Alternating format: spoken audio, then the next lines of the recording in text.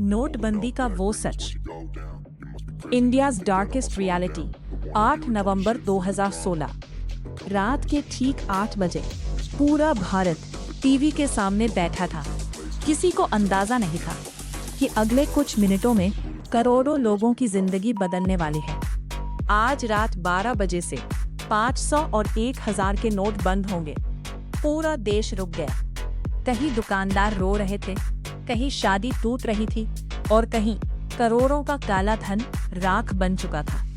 लेकिन क्या नोटबंदी सिर्फ काला धन खत्म करने के लिए हुई थी या इसके पीछे कोई और सीक्रेट ऑपरेशन चल रहा था? आज हम जानेंगे भारत की सबसे रहस्यमयी आर्थिक रात का पूरा सच।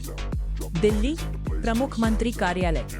कहा जाता है कि कुछ चुनिंदा लोगों को छोड़कर पूरे देश में किसी को इसकी भनक तक नहीं थी। सरकार के अंदर भी बहुत कम अधिकारियों को जानकारी थी।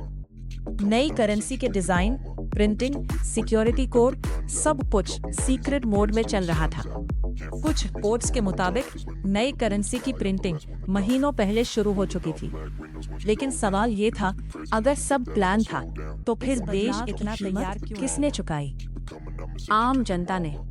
आज भी जब लोग 8 नवंबर 2016 को याद करते हैं, उन्हें याद आती है एटीएम की लाइनें, बंद दुकानें, अफरा तफरी और वो रात जिसने पूरे भारत को रोक दिया था। कुछ लोग आज भी इसे मास्टर स्ट्रोक मानते हैं। कुछ लोग इसे भारत का सबसे बड़ा आर्थिक एक्सपेरिमेंट कहते हैं। लेकिन एक बात तय है, नोटबंदी सिर्फ करेंसी बदलने की कहानी नहीं थी। वो रात भारत के इतिहास की सबसे शॉकिंग रातों में से एक थी। इतिहास में कुछ फैसले सिर्फ सरकारें नहीं लेती, उन फैसलों का असर पूरी पीढ़ी भुगतती है। अगर आपको ऐसी ही इंडियन डार्क डॉक्यूमेंट्रीज पसंद है तो चैनल एटीएम के बाहर किलोमीटर लंबी लाइनें थी। लोग घंटों खड़े थे। किसी के घर में शादी थी, किसी के पास दवाई खरीदने के पैसे नहीं थे। कई छोटे व्यापार बंद हो गए। गांवों में हाल और भी खराब था, क्योंकि वहां डिजिटल पेमेंट लगभग ना के बराबर था। लेकिन इसी दौरान कुछ लोगों के पास नए नोट पहले से कैसे पहुंचे? सोशल मीडिया पर तस्वीरें वायरल होने लगी। लोग पूछने लगे, क्या किसी को पहले से जानकारी थी?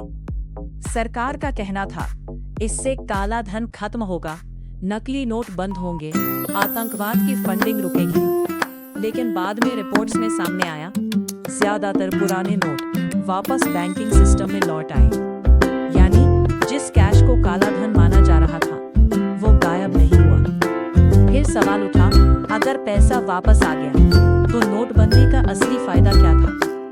कुछ एक्सपर्ट्स का मानना था कि सरकार डिजिटल इकोनॉमी बढ़ाना चाहती थी, कैश ट्रांजैक्शंस को कंट्रोल करना चाहती थी, पूरा फाइनेंशियल सिस्टम ट्रैकेबल बनाना चाहती थी।